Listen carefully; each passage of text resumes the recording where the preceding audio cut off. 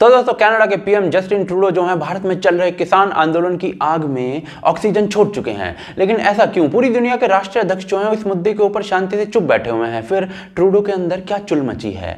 जवाब जो है वो आपको चौंका के रख देगा, असली जवाब। बने रहिए हमारे साथ, देखते रहिए आज की ताज़ा खबर।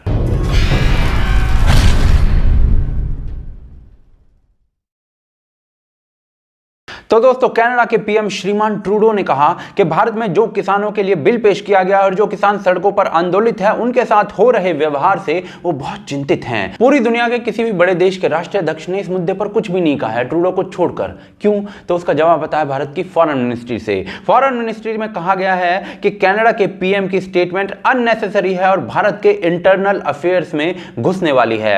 और यही रीजन है कि किसी भी देश ने रिएक्ट नहीं किया, क्योंकि भारत का इंटरनल मैटर है। फिर ट्रूडो के अंदर क्या मिर्ची लगी है? तो जी ट्रूडो एक पॉलिटिशियन है जिसे अपनी कनाडा के अंदर सरकार चलानी है और वहां पर सरकार चल रही है न्यू डेमोक्रेटिक पार्टी के अलायंस के साथ, उसकी मदद से। क्या मतलब है इस बात का? तो जी कनाडा की पार्लियामेंट के अंदर 338 यानी कि 338 सीटें हैं टोटल। उनमें से जो ट्रूडो की पार्टी है लिबरल पार्टी, उसके पास 157 यानी 157 सीटें हैं और जो कंजर्वेटिव पार्टी है वहां पर उसके पास 121 यानी कि 121 सीटें हैं। यानी कि किसी के भी पास क्लियर मेजोरिटी नहीं है। यानी कि इस केस में जो थर्ड नंबर और फोर्थ नंबर की पार्टी है वो किंग मेकर बन जाती है। थर्ड नंबर की पार्टी है ब्लॉक क्यूबिकाइंस जिसके पास 32 सीटें हैं और जो फोर्थ नंबर की पार्टी है वो है जगमीत सिंह की न्यू डेमोक्रेटिक पार्टी जिसके पास 24 सीटें हैं। अब ये जो दोनों हैं ये सपोर्ट में है ट्रूडो के और इसकी जो वजह से है वो सरकार चल रही है।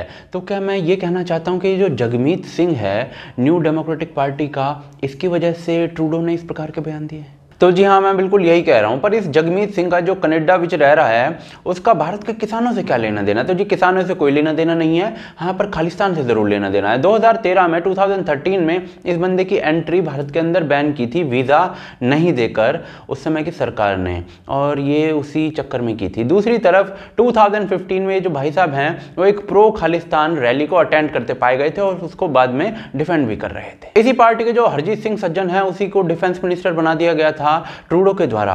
और ये वो बंदा है जिसको अमरिंदर सिंह जो है सीएम ऑफ पंजाब वो तक खालिस्तानी कह चुके हैं। उसके अलावा 2018 में ट्रूडो की भारत में विजिट होती है और ट्रूडो के इस विजिट में बहुत सारी कंट्रोवर्सीज होती हैं। एक कंट्रोवर्सी उनमें से ये थी कि उनकी जो गेस्ट लिस्ट थी उसमें जसपाल सिंह अटवाल का नाम था जो कि एक नॉन खालिस्तानी है और 1986 में पंजाब के कैबिनेट मिनिस्टर मलकीत सिंह की ऑलमोस्ट इस आदमी ने हत्या कर डाली थी। तो जी एक्चुअली में दिक्कत ये है ट्रूडो की जो गर्दन है ना वो इस समय खालिस्तानी सपोर्टर्स के एक प्रकार से हाथ में है और इस प्रकार से इसीलिए इस प्रकार के बयान आ रहे हैं। लेकिन ये जो कनाडा विच खालिस्तानी सपोर्टर बैठे इनका एम क्या है? तो जी कनाडा से चलने वाली एक खालिस्तानी ऑर्गेनाइजेशन जिसका नाम है SJF जो कि पाकिस्तानी मदद से ऑफकोर्स चलती है, उसका एक यूट्यूब पर आजकल ऐड आ रहा था पिछले कुछ दिनों से जिसमें वो कह रहे हैं कि हम $1 मिलियन की मदद देंगे पंजाब और हरियाणा के किसानों को।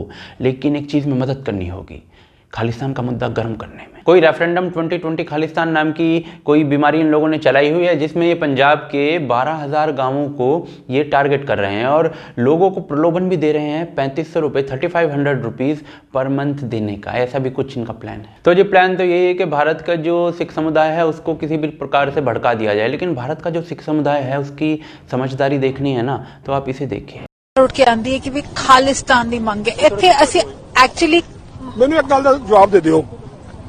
ਅਸੀਂ ਤੇ ਇੰਨੇ ਭੋਲੇ ਜੱਟ ਆ, ਸਾਡੇ ਕੋਲ ਤੇ ਆਪਣੇ ਗੁਰਦੁਆਰੇ ਦੀ ਕਮੇਟੀ ਨਹੀਂ ਚਾਲੂ ਹੋਈ, ਆਪਣੇ ਗੁਰਦੁਆਰੇ ਦੀ ਕਮੇਟੀ ਵੀ ਸੰਭਾਲੀ ਨਹੀਂ ਗਈ ਸਾਡੇ ਕੋਲੋਂ। SGPC ਜਿਹਨੂੰ ਆਪਾਂ ਨਾਮ ਦਿੰਨੇ ਆ ਉਹ ਵੀ ਬਾਦਲ ਹੀ ਖਾਈ ਜਾਂਦਾ ਸਾਰਾ। ਅਸੀਂ ਤੇ ਉਹਦੀਆਂ ਵੀ ਚਾਬੀਆਂ ਨਹੀਂ ਖੋਈਆਂ। ਅਸੀਂ ਖਾਲਿਸਤਾਨ ਬਣਾ ਕੇ ਵੀ ਕੀ ਕਰ ਲਾਂਗੇ? ਕਿਉਂ ਬਣਾਵਾਂਗੇ ਖਾਲਿਸਤਾਨ? ਅਸੀਂ ਪਾਗਲ ਆ? ਸਾਨੂੰ ਲੋੜ ਹੀ ਨਹੀਂ ਖਾਲਿਸਤਾਨ ਦੀ। ਕੀ ਲੋੜ ਹੈ ਸਾਨੂੰ? ਜ਼ਰੂਰ ਦੱਸੋ।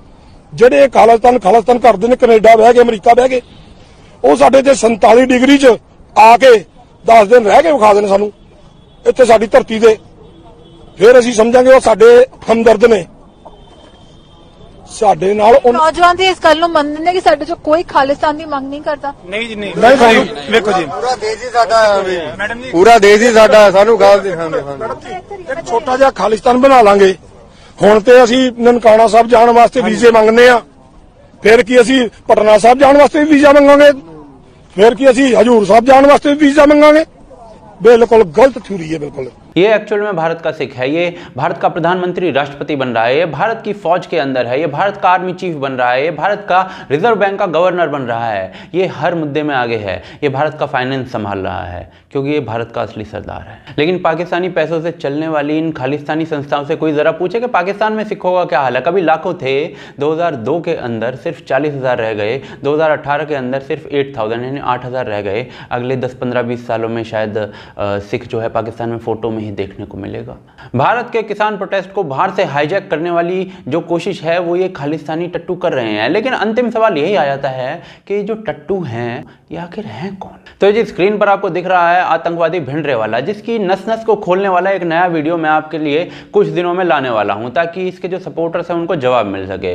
दूसरी तरफ ये आदमी 80 के दशक में पूरा आतंक चला रहा था, और आतंक जो फैला रहे थे वो इसके फॉलोअर्स फैला रहे थे पाकिस्तानी सपोर्ट से, ISI के सपोर्ट से। और बैकग्राउंड में जो सपोर्ट था वो US जैसे देशों का था, क्योंकि कोल्ड वॉर का टाइम चल रहा था और भारत जो था वो रशिया का साथ दे रहा था उस टाइम। लेकिन ये जो लोग सड़कों पर आतंक फैला रहे थे, भिंडरावाला के फॉलोअर्स जैसे लोग, वो जब काफ़ी मात्रा में पकड़े गए थे तो इनसे पूछताछ की गई थी, तो ये हिस्ट्री शीटर निकले थे। कोई रेपिस्ट था, कोई बैंक लुटेरा था, कोई मर्डरर था, और उसके बाद ये लोग आतंकवादी बन गए थे। लेकिन इनमें से ना बहुत सारे लोग पकड़े भी नहीं गए थे, और वो क्या थे कि यहाँ पर आतंक फैलाकर विदेशी धरतियों पर भाग गए थे कोल्ड वॉर के दौरान, और वहाँ पर जाकर रेफ्यूजी स्टेटस मांगा था और मिल भी गया था। इनमें से बहुत से आतंकी जो थे वो उस समय गुरुद्वारों पर कब्जा करके बैठे हुए थे, और गुरुद्वारों में आने वाला जो पैसा होता था उस पर उनका कब्जा था, और उसको लूट लूट कर ये लोग वहाँ पर भाग गए थे। ये लोग वहाँ पर जाकर फिल्थी रिच हो गए थे, वहाँ की नागरिकता ले ली थी, और जो भारत का सिख समुदाय था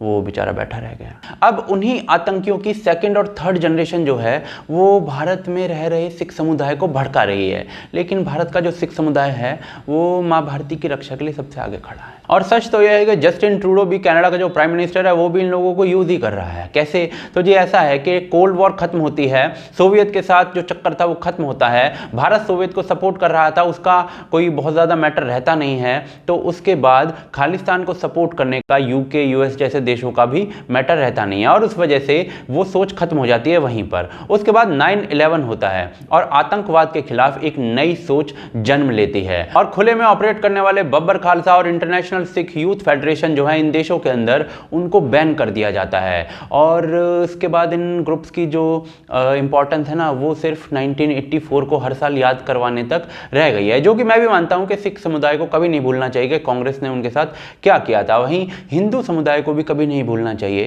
कि खालिस्तानियों ने उनके साथ क्या किया था। जो सपोर्ट ये 80s में एंजॉय करते थे ना वो अब मिल नहीं रहा है। भारत और US जो है वो साथ में न्यूक्लियर डील कर चुके हैं। कनाडा की धरती से भी जो सपोर्ट मिल रहा है वो सरकार चलाने के लिए मिल रहा है, वैसे कोई सपोर्ट अब नहीं है। और जो ये डिमांड कर रहे हैं ना वहाँ बाहर की धरती पर बैठे लोग, ये वही रेपिस्ट, मर्डरर, बैंक लुटेरों की थर्ड जनरेशन है जो कभी इन कामों को करने के बाद आतंकी बनी थी और वहां पर पहुंच गई थी बाद में। आई नो 2 स्टेटमेंट देने से बात नहीं बनने वाली है, तो भिंडरावाला पार्ट 2 जल्द लेकर आऊंगा आपके सामने और इस बंदे की नस नस को खोलकर रख दूंगा, ये मेरा वादा है। और दूसरी तरफ ट्रूडो भाई साहब जो हैं वो अपनी राजनीति कर रहे हैं, तो उन्हें करने हैं तो थोड़े दिन। भारत के सिख समुदाय को यूज करने का प्रयास किया जा रहा है खालिस्तानियों के द्वारा, तो वो सतर्क रहे हैं। वैसे मुझे कहने की जरूरत नहीं है क्योंकि भारत का जो सिख समुदाय है वो काफी समझदार है, मैं इतना जानता हूं क्योंकि मैं इतना भी भोला नहीं हूं। लेकिन आप मुझे इस बारे में कुछ बताना चाहते हैं तो आप मुझे कमेंट के जरिए बता सकते हैं। साथ ही साथ आप हमें सपोर्ट कर सकते हैं patreon.com पर। यदि आपको हमारा काम पसंद है तो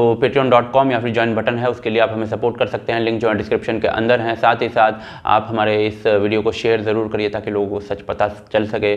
और आप मर्चेंडाइज खरीद सकते हैं हमारे vocalfactory.com से, जो लिंक्स हैं वो उसके भी डिस्क्रिप्शन के अंदर हैं। आप देख रहे हैं आज की ताज़ा खबर। जय हिंद, जय भारत।